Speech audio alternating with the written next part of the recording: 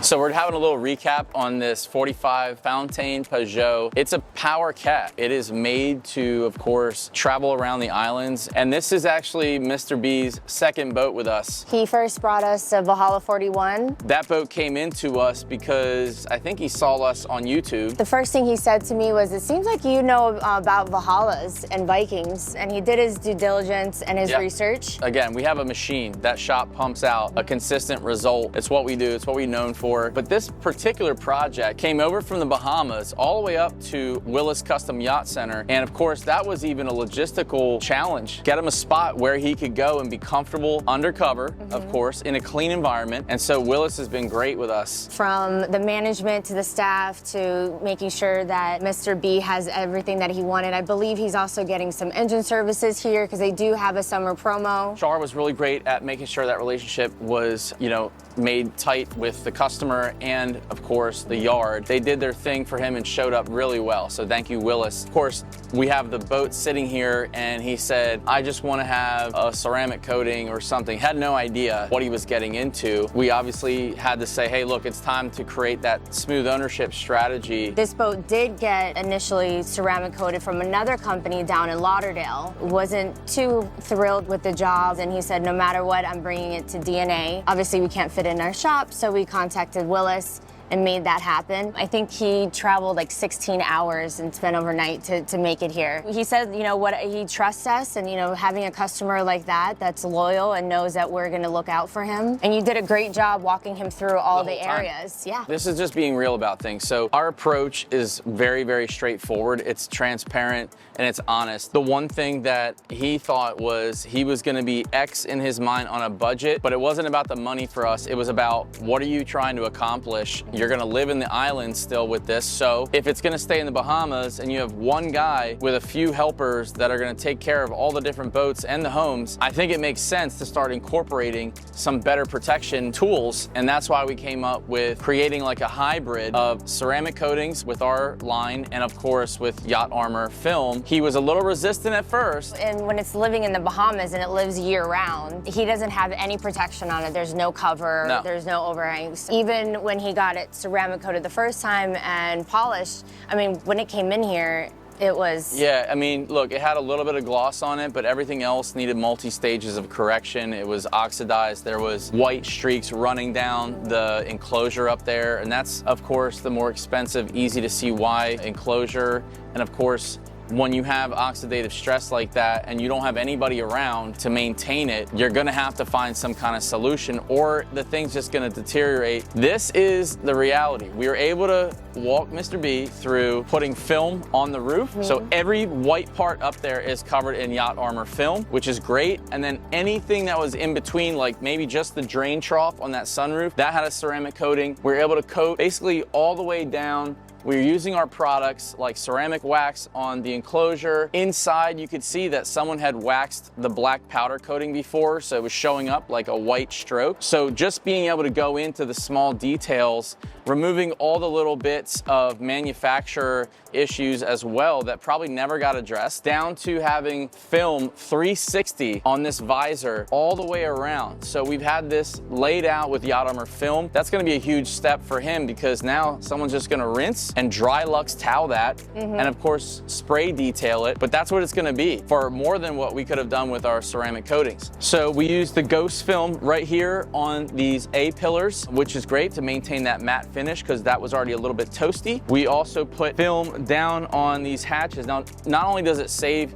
this plastic, but it also is kind of like a safety. So if anybody ever was to shatter that, it's not like it's gonna crack all the way through. It'll still be water resistant. You never know what happens, right? And then of course, across all of this non-skid, the non-skid was actually oxidized, chalky. So now we have ceramic coating on wet coat, by the way. And that was the beauty of being inside here. But we have ceramic coating on everything else. This is really what I love about this is you have one continuous, easy to clean surface surface. We've got our Luminex ceramic wax on all windows. We also have little things like this, plastics that were looking really terrible. We brought that back and then used our DNX coating. You're actually looking at Yacht Armor film, one piece that goes from here down to the non-skid all the way back to that shoulder. So that's one single piece. Again, this was extremely hammered just as much as this gunnel. Now, he did draw the line and he said, look, I want to try this, but I don't know about the gunnel. And so look, that decision was made together. All I could do was educate him on what the best possible practice would be and the best strategy for moving forward. So the vinyl here, this is one complaint that we had from his guy Tino. Tino said, man, when the black dirt gets into this, it's extremely hard to clean out. Not only did we take all the mildew out of the zippers and restore that, we've got this white new clean, and we applied our DNX coating on this again, just like we do all of our upholstery. From top and down to where I'm standing,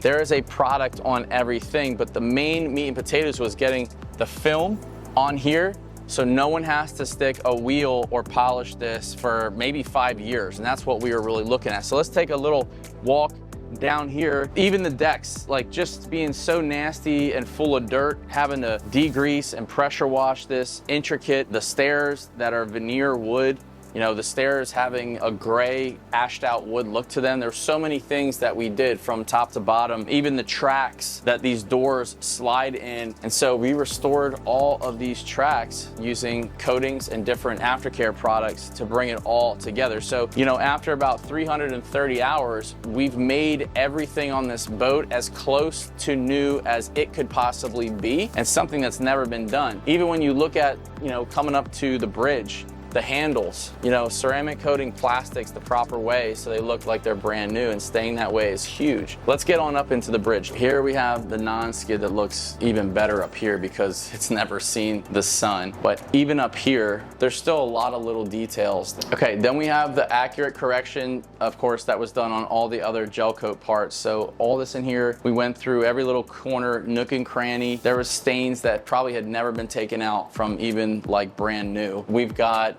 all of these little edges and things that you got to take into account. The vinyl was not this white. It did not look new. This looks new now, which is great. We did have to remove hardware. So there was hardware that we removed that went up to the roof so we could get that film to lay nice and flat. And of course, once all this is done, we go back one more time and we implement our first round of aftercare. And basically we went through and slicked and Regenix everything to a finish. We used ceramic wax, the Luminex, of course, which is like super popular on all the metals. That is really like a standard operating procedure for us. So everything, no matter what, when you're hitting it with the hose, everything beads up, everything's smooth, microfibers only. There is really no need to be brushing or even using harsh chemicals here. But let's take a look at the roof just to give you an idea of what we did with the film. All right, so up here, the idea was to lock in the gel coat. And of course, it was chalked out. It needed like aggressive restoration. But the film is actually